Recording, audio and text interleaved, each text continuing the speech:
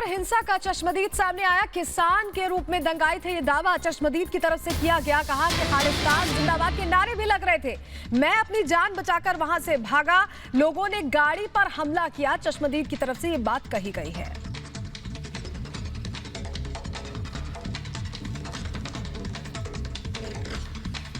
सुमित, तो क्या हुआ था? सबसे पहले तो ये कि क्या मंत्री जी के बेटे आपके साथ मौजूद थे? सबसे पहला सवाल तो ये, क्योंकि उस पर बहुत चर्चा चल रही है। नहीं, माननीय मंत्री जी के बेटे उस समय गाड़ी में मौजूद नहीं थे, वो कार्यक्रम स्थल पे थे और वहाँ पे चूंकि कार्यक्रम सुबह से कुश्ती का प्रारंभ हो जाता है तो वो वहीं कार्यक्रम की व्यवस्था के लिए वहाँ पे ही कार्यक्रम स्थल पे रुके हुए थे। गाड़ी से मैं गया था, मेरे साथ में अन्य मेरे साथी थे जो उनके स्वागत के लिए गए। कितने लोग थे? गाड़ी में मैं था और मेरे साथ में जो गाड़ी का ड्राइवर हरिओम था वो था और एक मेरा मित्र शुभम मिश्रा वो थे और उसमें जो लोकल के वहाँ का कार्यकर्ता, मैं उनको व्यक्तिगत नाम से नहीं जानता, वो थे उसमें गाड़ी में। उसके बाद में वहाँ से हम लोग निकले हैं जब स्वागत के लिए, तो जैसे ही इनके बीच में तुकनिया मोड़ के पास हम लोग पहुँचते हैं, इन लोगों ने सीधे ईंटा पत्थर और लाठी डंडों से मारना शुरू कर दिया गाड़ी पे और पकड़ो सालो उतारो और इस तरीके से इन्होंने और गाली दे दे के ये लगातार चिल्ला रहे। ऐसा क्यों? क्योंकि गाड़ियां तो वहाँ से बहुत सारी निकल रही थी। देखिए, वो गाड़ी जो थी, जो हमला हुआ था, वो मुझे लगता है कि कहीं ना कहीं उस गाड़ी पे हुआ था और वो उस गाड़ी में, इसलिए आप लोगों ने गाड़ी चढ़ा दी उन लोगों पे? नहीं, हम लोगों ने गाड़ी नहीं चलाई। तो विजुअल में तो देखिए, साफ तस्वीरों में दिख रहा है विजुअल्स में कि आप लोग की जो गाड़ियां हैं, थार गाड़ी जो है, आप कहें अगर नहीं मानते हैं तो मैं विजुअल आपको दिखा देता हूं जी कि थार गाड़ी से लोगों के ऊपर गाड़ी चढ़ रही है और लोग, इसलिए वहां मृत्यु हो गई लोगों की। हजारों की संख्या में लोग इकट्ठे होके उस इतनी बर्बरता और इतना ज्यादा दहशत का माहौल बनाया, सीधे ईंटा पत्थर और पुलिस भी वहां मौजूद थी।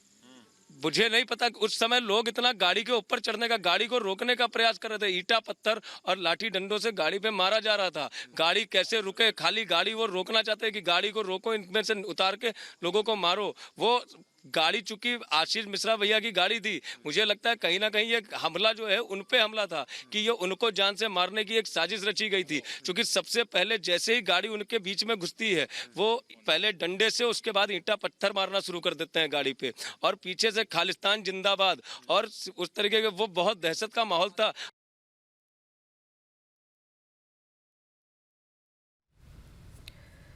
वहीं केंद्रीय मंत्री अजय मिश्रा के बेटे आशीष मिश्रा ने कहा है कि वो पूरी तरह से निर्दोष है। सुनिए क्या कुछ कहा।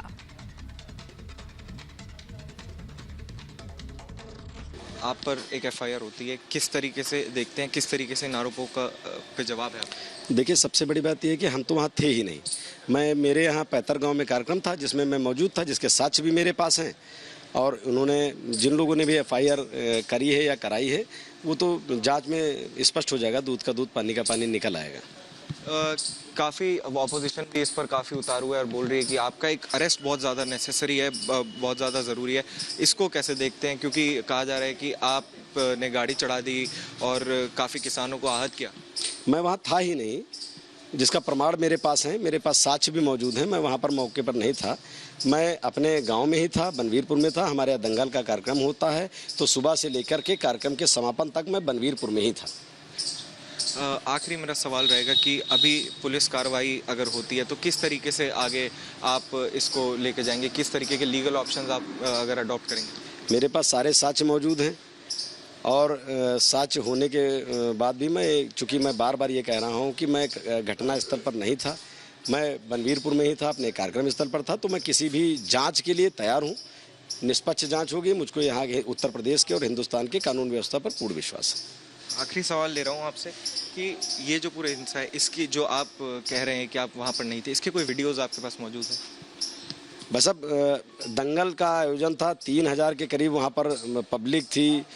चूँकि डिप्टी सीएम का कार्यक्रम था तो प्रशासनिक अमला भी मौजूद था, पहलवान थे, अड़ोस पड़ोस की दुकानें थीं, तमाम लोग वीडियो बना रहे थे। सारी चीज़ें हमारे पास हैं, इसमें कहीं कोई ऐसी बात नहीं। सब चीज़ें, सारे साक्ष्य उपलब्ध हैं मेरे पास। कि तिकोनिया गांव में हुई घटना के बाद कल किसानों ने और प्रशासन ने बातचीत करी। एडीजी लॉ एंड ऑर्डर खुद मौजूद थे, इधर किसानों की तरफ से किसान नेता मौजूद थे, राकेश टिकैत मौजूद थे। बैठ के बातचीत होती है कि क्या क्या मांगे हैं और किन किन बातों पे किस तरीके से आगे बढ़ना है। तो उसमें लगभग सभी मांगे सरकार की तरफ से मांग ली गई हैं, मुकदमे भी दर्ज हो गए हैं और जो मुआवजे की बात थी, जो नौकरी की बात थी, वो भी मान ली गई है। अब उसके बाद मैं आपको बता दूं कि पोस्टमार्टम कराया गया। जिन लोगों की हत्या हुई उन लोगों का पोस्टमार्टम हुआ, जिसमें 4 किसान, 1 पत्रकार और 3 भारतीय जनता पार्टी से जुड़े लोग बताए जा रहे हैं जो मौजूद थे, जिन 8 लोगों की मृत्यु हो जाती है। तो आपको बता दें कि पोस्टमार्टम के बाद अब जो किसान हैं और किसान नेता हैं वो फिर से एक बार सवाल उठा रहे हैं, क्योंकि पोस्टमार्टम की रिपोर्ट में मैं आपको बता दूं कि ये निकल के आया है कि गोली लगने से किसी की भी हत्या नहीं हुई है। हालांकि किसानों का और जो लोग यहाँ पे प्रदर्शन कर रहे थे उनका कहना यह है कि यहाँ पे गोली जो है वो चलाई गई थी और गोली से हत्या हुई है। तो देखिए, मैं इस समय स्पॉट पे मौजूद हूँ, मैं आपको तस्वीरें भी समझा दूँ। घटनास्थल पे हम इस समय मौजूद हैं तिकोनिया में ही, लखीमपुर में, जहाँ से रिपोर्ट कर रहे हैं। तो अब ये बताया जा रहा है कि अंतिम संस्कार जो होना था वो फिर से रोक दिया गया है। अंतिम संस्कार के लिए किसानों ने फिर से एक बार, ये जो आंदोलनकारी थे उन्होंने फिर से एक बार आवाज़ उठाई है और वो कह रहे हैं कि वो लोग जब तक उच्च स्तर पर जांच नहीं होती और उसके अलावा अगर पोस्टमार्टम जो है कहीं और नहीं कराया जाता, कहीं अच्छी जगह नहीं कराया जाता, तो तब तक जो है वो लोग ये प्रदर्शन जारी रखेंगे। तो घटनास्थल से तस्वीरें भी हम आपको दिखा रहे हैं, लेकिन जाँच भले ही जारी है, लेकिन अभी भी सवाल वही खड़े हैं, क्योंकि फिर से एक बार किसानों ने इस पर सवाल उठा दिए हैं और कहा यह जा रहा है कि अब वो जब तक ये क्लियर नहीं होता कि पोस्टमार्टम में कि गोली लगी थी, क्योंकि किसानों का मानना यह है कि गोली लगी थी लेकिन रिपोर्ट कुछ और कहती है, तब तक ये लोग जो हैं अंतिम संस्कार नहीं करेंगे।